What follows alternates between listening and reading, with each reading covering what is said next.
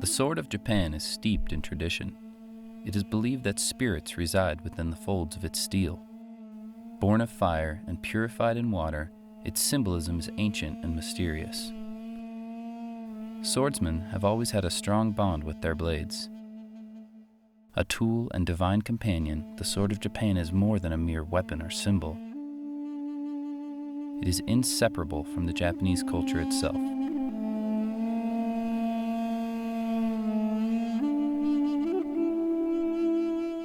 After the fall of the samurai, the art of sword-making was nearly drowned in a sea of modernization.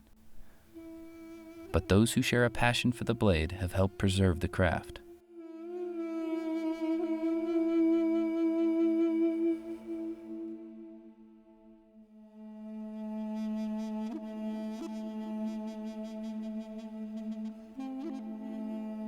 Thanks to these efforts, the masterworks of yesterday can still be seen in museums around the world.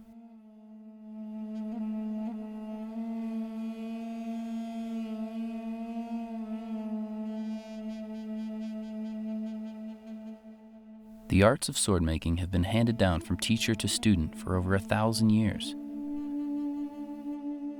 But who will carry on these traditions now that the sword is no longer needed as a tool of warfare?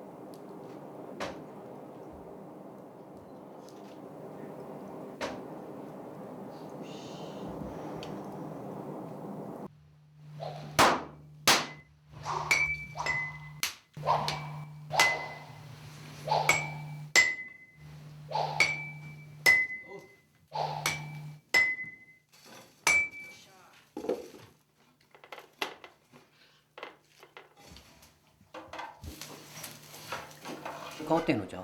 いやだからこそ面白いのよ、はい、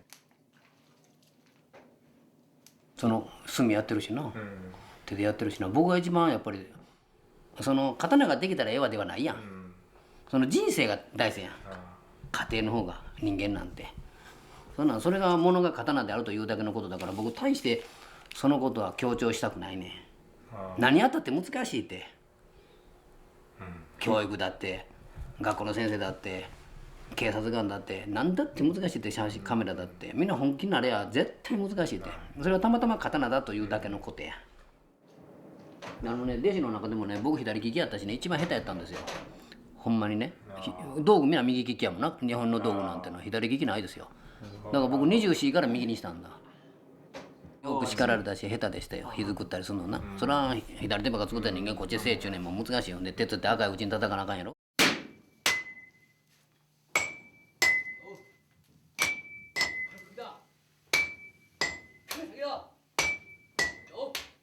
いやそれはもうな、工程は要するに刀を作る志が高ければそれはやっぱり丁寧に丁寧にやっていかなあかん話だし、まあ当たり前のことやわな、職人としてというか。それはもうさっき言うたそのな、自分が前出たらあかんってことや。作品が前出ればいいけどな、世の中に。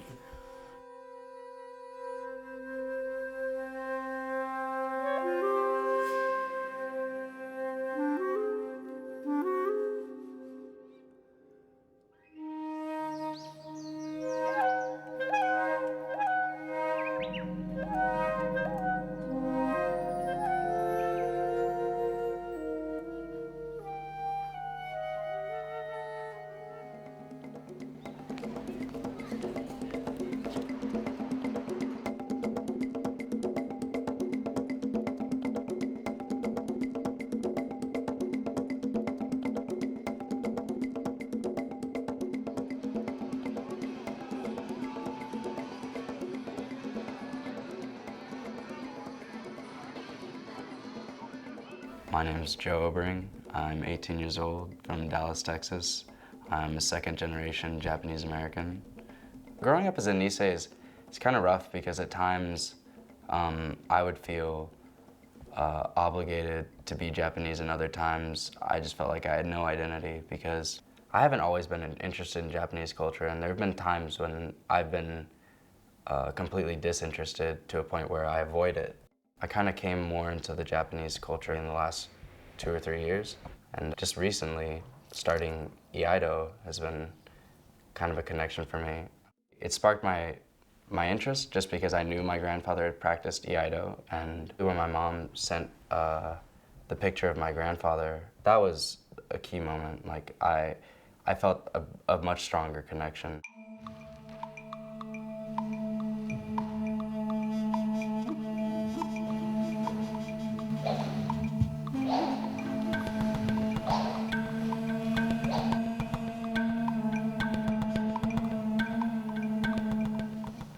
In Iaido, it kind of conditioned me to care more about what I was doing, to care about my appearance, whether or not my hakama was tied correctly, or if I was just half-assing it, or it made me really think about it, and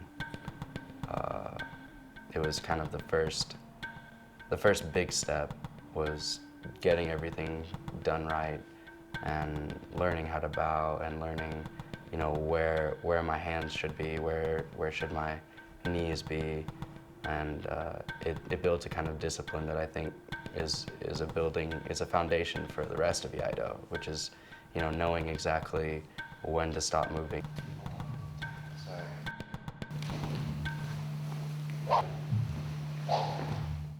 We're not cutting anything physical. We're kind of just moving our swords through the air. So I mean, it seems kind of almost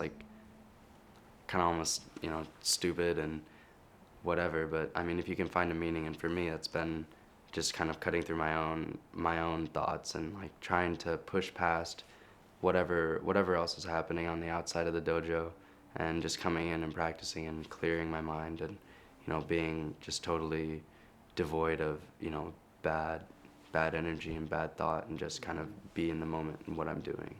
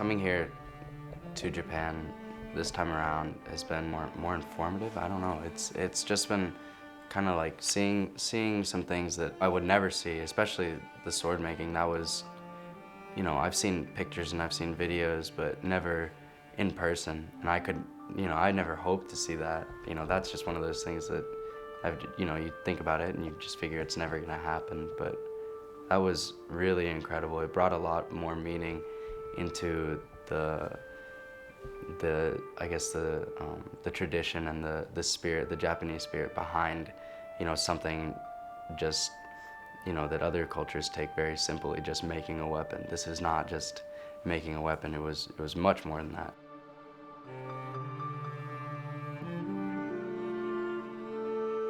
The Japanese sword, with all its magic, is born of humble iron-bearing sand. Yet its rise to metallurgic and artistic excellence is astonishing. The sand is smelted at relatively low temperature, creating sponge iron. The iron is stacked carefully to build a single billet of steel. Once the pieces are welded together, the smith folds and refines the steel, creating layers that will later become the sword's grain. Although there are different methods, core steel is welded into jacket steel, giving the blade dynamic qualities. The billet is elongated into a blank, which is carefully hammered to produce the ridgeline and edge. A final quench-hardening process produces the wavy temper line that has become the quintessential mark of the Japanese sword.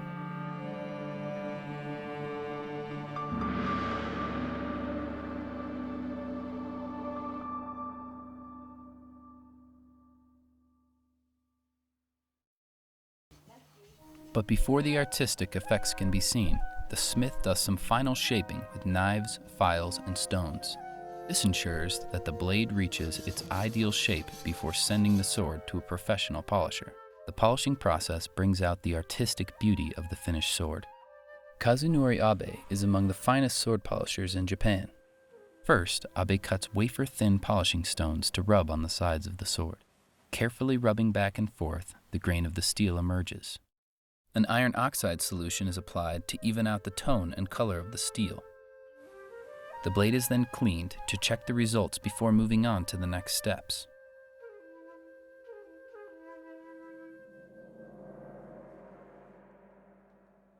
Mr. Abe then paints a solution made of deer antler onto the blade to preview the overall pattern of his approach to highlighting the temper line. Working carefully, Mr. Abe uses another fingerstone to whiten the area surrounding the temper line and down to the edge.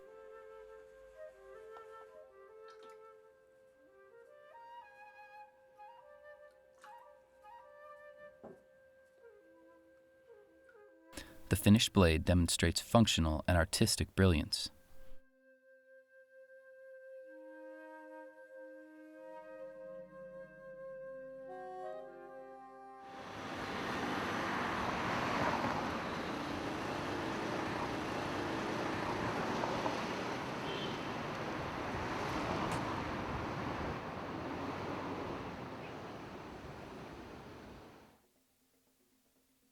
Today, there is a small market of people who buy, sell, and collect swords. Although commerce surrounding traditional sword making helps to keep it alive, the sword's real preservation lies in the hands of future generations.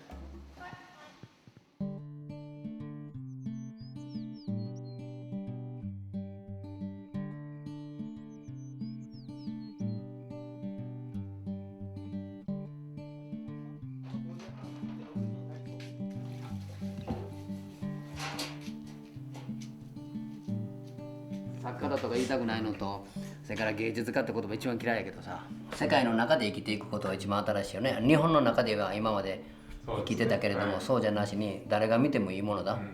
それはどの人種の人たちが見てもいいものはいいんだからね。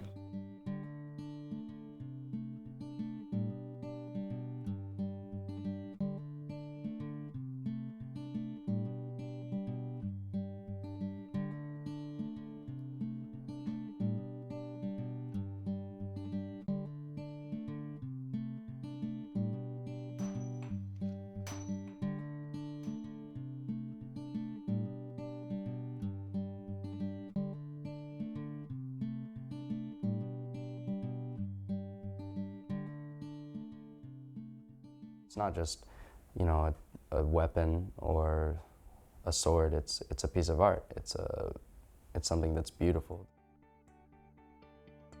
To see, you know, all these different sword makers and just seeing how much heart people put into it has just been incredible.